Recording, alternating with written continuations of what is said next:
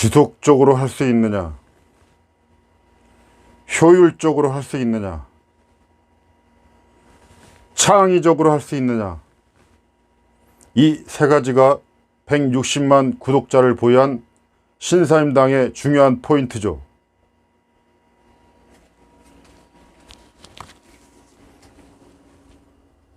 오늘은 키코치 제5강을 하겠습니다. 오늘의 주제,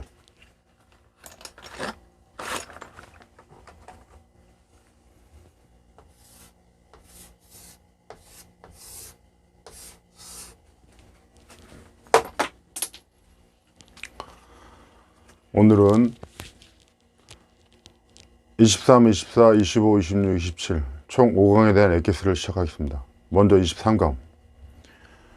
유튜브 알고리즘은 사람들이 어떻게 해서 많이 볼 수 있게끔 하는 게 최고의 목적이거든요. 그러니까 어떻게 영상을 노출시킬 것인가, 그런 걸 곰곰이 생각해 보면 사람들이 많이 클릭한 거, 그리고 사람들이 많이 시청 시간을 지속시킨 거, 이 두 가지에 굉장히 핵심으로다가 작용을 하고 있거든요. 그래서 알고리즘 자체에서 너는 참 잘 만들었어, 너는 참 내 마음에 들어, 그렇다고 해서 노출시켜 주는 게 아니라는 거를 명심을 해야 됩니다.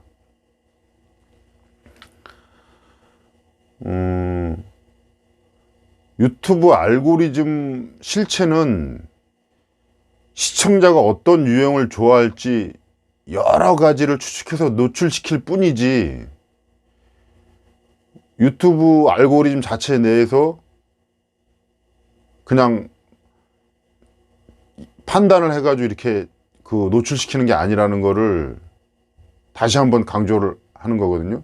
그러니까 내가 지금 말이 두서가 없지만은 유튜브는 어떤 방식으로 시청자들한테 콘텐츠를 노출시키는지에 대해서 곰곰이 생각해 보면은 그게 어떤 이유가 될 건지를 잘 생각해 보면 충분히 알 수 있을 거라고 생각을 하거든요. 그리고 유튜브에는 시청자들의 기록 시간이라는 게 있어요. 내가 어떤 콘텐츠를 컨택을 해가지고 시청을 했을 때 그 기록을 바탕으로 해서 추천 영상이라는 걸 띄워줘요. 그러니까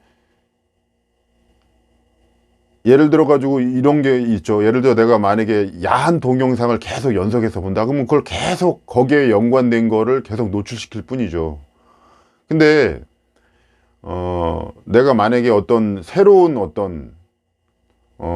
내가 보고자 하는 휴대폰의 새로운 어떤 알고리즘에 의해서 영상을 보고 싶다 그러면 기존에 봤던 거를 유튜브 내에서는 시청 기록을 없앨 수가 있어요.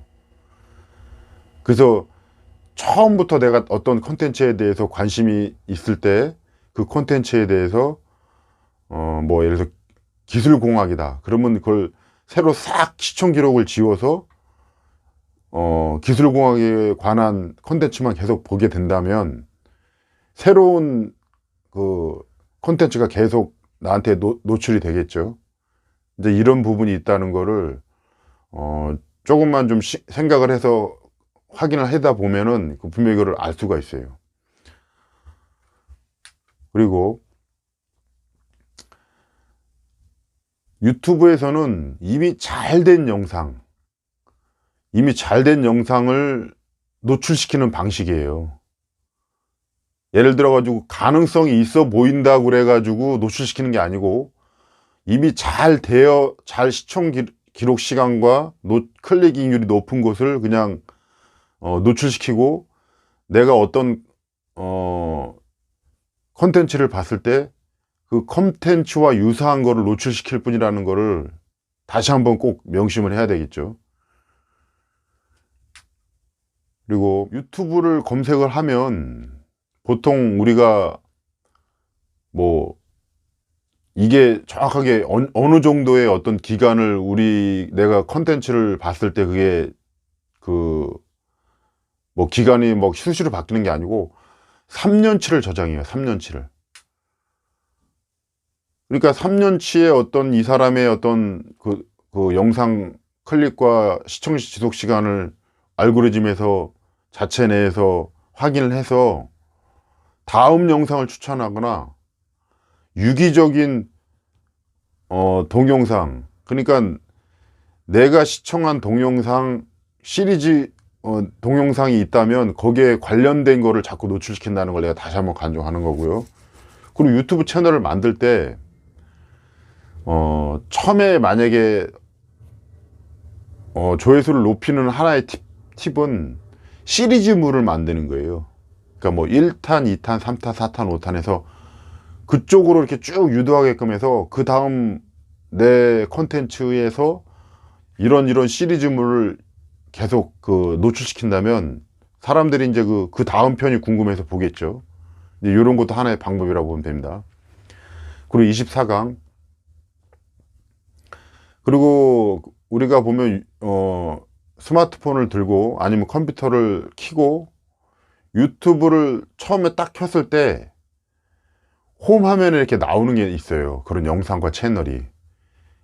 근데 우리가 만약에 홈 화면에 우리 컨텐츠가 노출이 된다면 엄청난 효과가 있겠죠. 그래서 우리가 그 홈 화면에 한 번이라도 묻히는 게 중요하다. 이걸 명심해야 되겠죠. 그리고 내가 어떤 분야의 컨텐츠를 만들 때 나하고 비슷한 컨텐츠의 유형이 카테고리에 있는 비슷한 유형이 나하고 경쟁자라고 생각하면 안 돼요. 왜? 그 사람들에 의해서 내 컨텐츠가 더 노출될 기회가 넓어지는 거예요. 그러니까 경쟁자가 아니고 나를 도와주는 사람이라는 거는 분명한 사실이에요. 왜 그러냐? 유튜브는 총 2억 건의 동영상이 있다는 걸 명심해야 돼요. 이 지구상에. 근데 그 2억 건의 동영상 중에 내가 하는 분야는 또 엄청나게 많아요. 예를 들어서 내가 아무리 생소한 콘텐츠를 만들더라도 그 사람들이 뭐 내 콘텐츠를 보고 급격하게 조회수가 올라가면 좋겠지만 엄청난 시간이 필요하다는 거예요. 그 조회수를 늘리기 위해서는. 근데 나랑 유사한 동영상이 있다면은 나랑 연관된 그런 어떤 검색어를 타고 내 거를 노출시키기 때문에 나랑 비슷한 카테고리의 컨텐츠와 유튜브를 제작하는 사람은 나를 도와주는 사람이라는 거를 기억을 하면 좋겠죠. 그리고 홈 화면에는 각각의 카테고리의 대표 주자들이 이렇게 화면에 뜨게 돼 있어요. 그러면 그 대표 주자 중에 나와 비슷한 카테고리와 연관된 그 홈 화면에 어떻게든지 묻혀야지만이 그 조회수 높은 구독자가 높은 컨텐츠에 내가 묻어갈 수가 있다는 거예요. 그 묻히는 게 굉장히 중요하다고 생각하면 돼요. 내 컨텐츠와 아주 어떤 내 비슷한 카테고리의 채널 수가 높고 조회수가 높은 곳에 묻히는 게 중요하다. 그리고 또 이런 부분들을 생각할 수 있어요. 내가 뭐 10분짜리 영상을 만들던 아니면 3분짜리 영상을 만들던 총 내가 만든 영상을 길게 보게 하는 게 중요하지. 예를 들어서 짧은 컨텐츠를 여러 개 만들어 가지고 짧게 본다고 그래 가지고 유튜브 알고리즘에서는 그 사람이 시청 지속 시간이 길다고 생각을 안 해요. 그러니까 길이와 상관없는 어떤 컨텐츠를 만들더라도 그 컨텐츠 내에 있는 비율, 즉 시청을 얼마 정도 3분이면 3분, 10분이면 거기에 대한 비율이 얼마만큼 보느냐, 그게 중요하다고 생각하면 돼요. 그러니까 뭐 잘못 생각해 가지고 짧은 영상을 여러 개 만들어 가지고 내 어떤 카테고리와 내 어떤 구독자들을 시청 시간을 늘리겠지 하는 거는 오산이라는 거죠. 그러니까 어떤 영상을 만들래도 길게 만드는 게 중요하다. 그리고 어떤 분야를 내가 만약에 그 컨텐츠를 만들어 가지고 그게 조회수가 높고 인기가 있잖아요. 그러면 그 스타일로 계속 유지하는 게 중요해요. 그거를 내가 요렇게도 바꿔볼까 저렇게도 바꿔볼까 하면은 처음에 그 내 조회수 높았던 그런 어떤 시청자들이 뭐 어떤 방향성을 잃어 가지고 그냥 이탈해 버리게 되거든요. 그러니까 내가 어떤 인기 있는 콘텐츠를 만들고 조회수가 높은 콘텐츠를 만들었을 때 그걸 계속해서 이어가게끔 하는 게 그게 중요하다고 보죠. 그리고 유튜브 알고리즘에 총하는 홈 화면이에요. 그 홈 화면에 얼마만큼 노출이 되고 얼마만큼 내가 초대를 받느냐, 거기서 이제 그 우리가 상상도 할 수 없는 어떤 그런 조회수와 어떤 폭발력을 갖게 되거든요. 그러니까 그 홈 화면에 어떻게든지 노출되고 내가 초대될 수 있게끔 노력을 하는 게 중요하겠죠. 홈 화면이라는 아레나에 참여하기 위해서는 유튜브 정책 위반을 하지 않는 게 중요해요. 그 유튜브 정책 위반이라는 거는 공식 유튜브 그 안내에 거기 나와 있어요. 그러니까 유튜브 정책 위반을 하면 안 돼요. 나중에라도 만약에 그 정책 위반이 들통이 되면 홈 화면에 아무리 조회수가 높더라도 초대를 받을 수가 없어요. 그 위반한 어떤 그런 유튜브 정책 위반한 동영상에는. 그리고 동영상 업로드된 후에는 초반 7일이 중요한데, 왜? 이게 굉장히 구독자를 많이 올릴 수 있는 그 초반 7일이거든요. 그리고 우리가 보면은 보통 그 컨텐츠를 만드는 모든 유튜버들이 하나같이 하는 말이 있죠. 구독과 좋아요, 알림 설정. 이런 거를 강조하는 이유가 뭐냐? 그거는 거의 그냥 그런 거를 그 시청자가 했다는 거는 그냥 그거를 그 사람들은 그대로 그걸 한번 다 보겠다는 그런 증거거든요. 그리고 그 사람의 어떤 휴대폰에 내가 그 업로드를 하게 되면 바로 그게 영상이 올라갔다고 확인해 주는 거기 때문에 그거는 굉장히 뭐라고 그럴까요? 내 콘텐츠를 아주 그냥 찐 팬들을 확 몰리게 할 수 있는 그런 방법이죠. 그리고 동영상 내에 클라이막스 때가 있어요. 클라이막스 때 팝업 차원을 넣어도 되거든요. 그리고 반복이 가능한 프로그램을 만드는 것이 구독자를 늘리는 방법 중에 하나이기도 해요. 아까 시리즈물 만들듯이. 그러니까 어떤 유사한 맥락이 비슷한 어떤 콘텐츠를 만든다.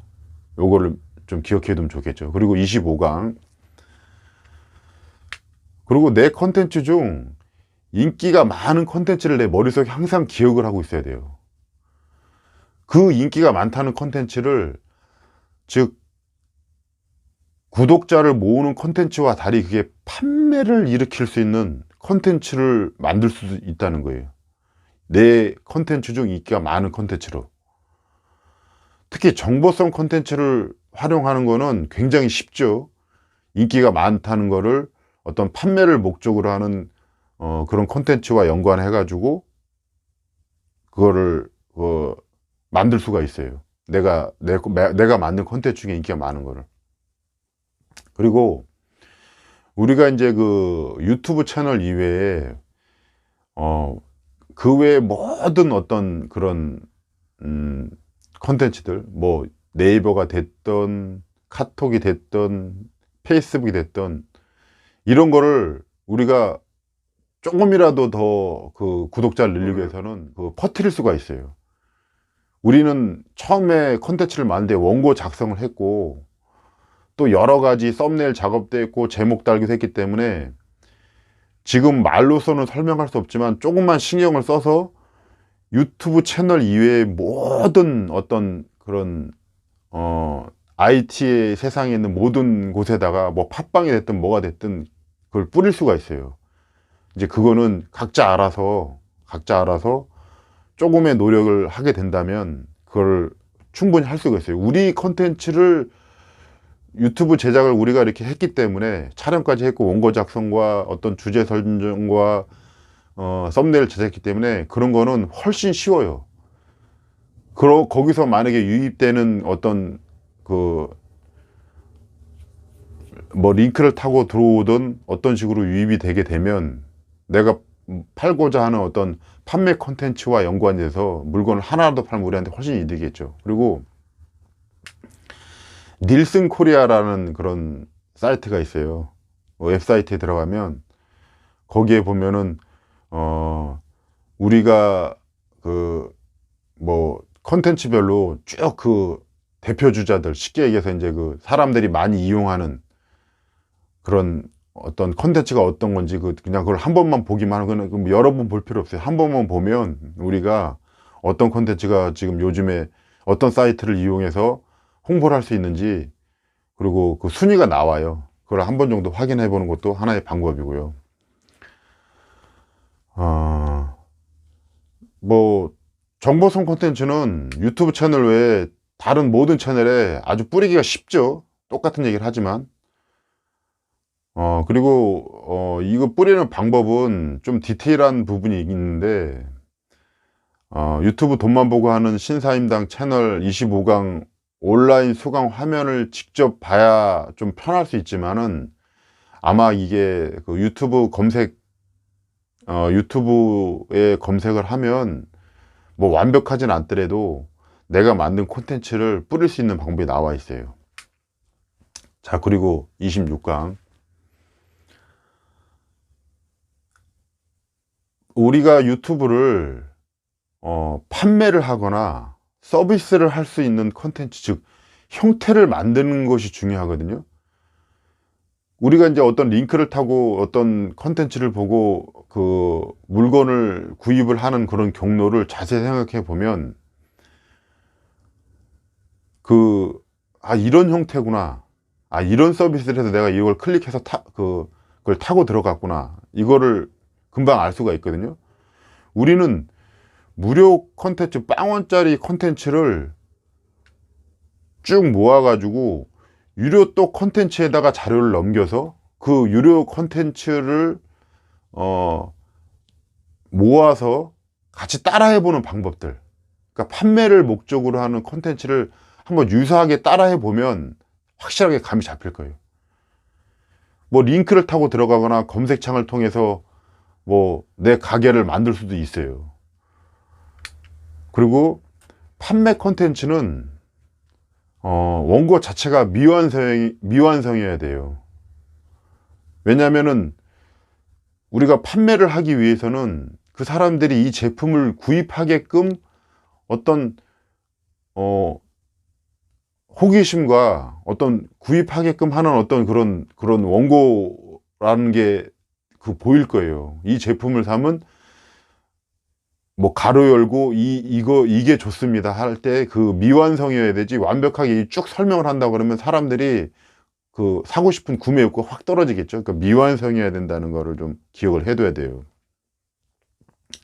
그리고 우리가 판매 콘텐츠를 만들 때 만약에 나중에 이제 그 채널이 성장하고 나서는 참여형으로 직접 그 시청자들이 참여할 수 있게끔, 뭐 예를 들면은 당신은 나한테 내 채널을 고객한 뭐 몇 회 이상 고객한, 우리 뭐 중국집에다 짜장면 시키면 10개 시키면 하나 뭐 스티커 주듯이, 이런 식으로 우리가 내 고객들이 직접 참여할 수 있게끔 그런 거를 해야 된다고 봐야 되겠죠.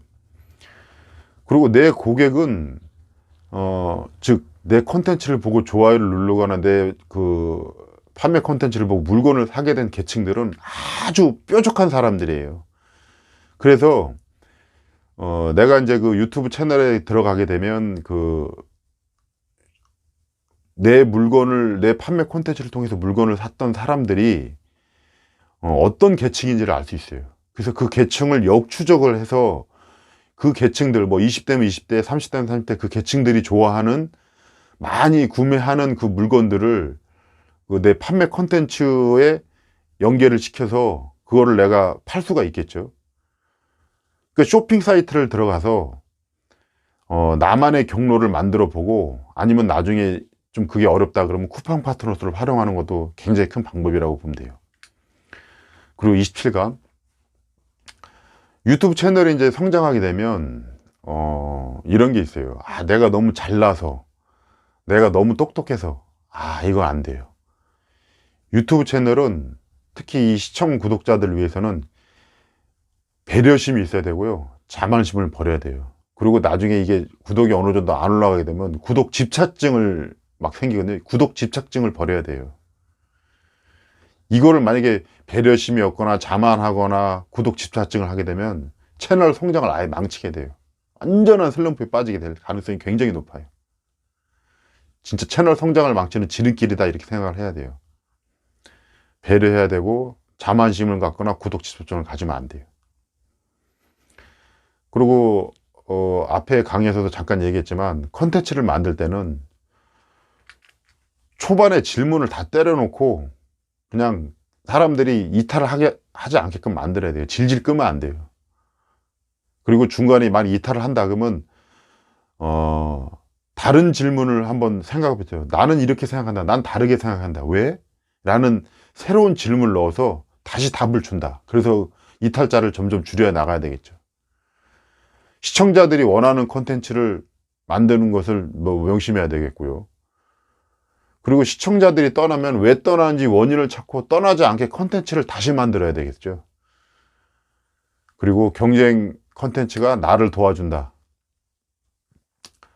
너무 그렇다고 그래가지고 그 비슷하게 만들면 안 되죠. 언젠가는 독창성 있는 콘텐츠를 만들어야지만 이게 굉장히 오래가고 유지가 돼요. 비슷하게 만든다 그러면 어느 선까지는 올라가겠지만 거기서 넘어가지는 못해요. 그리고 경쟁자들한테 시기심을 갖지 말고 어떻게든 배우려고 노력해야 돼요. 그래야 슬럼프에 빠지잖아요. 저 사람은 왜 자꾸 성장을 하지? 그걸 자꾸 배우려는 자세, 그 마음가짐이 참 중요해요. 그리고 뭐 지인 영업 이렇게 해서 주변 사람들한테 막 그걸 알리고 이렇게 컨텐츠를 높이려고 하지 마요. 그 사람들 잘 안 봐요. 그 사람들도 볼 게 너무 많기 때문에 안 봐요. 그리고 막구독을 하지 마세요. 막구독 하면은 나중에 유튜브 성장할 때 엄청난 장애물이 되고 발목을 잡아요. 막구독은 절대 하지 마세요. 자, 오늘은 강의를 여기서 마치겠습니다. 더 좋은 콘텐츠로 찾아뵙겠습니다. 고맙습니다.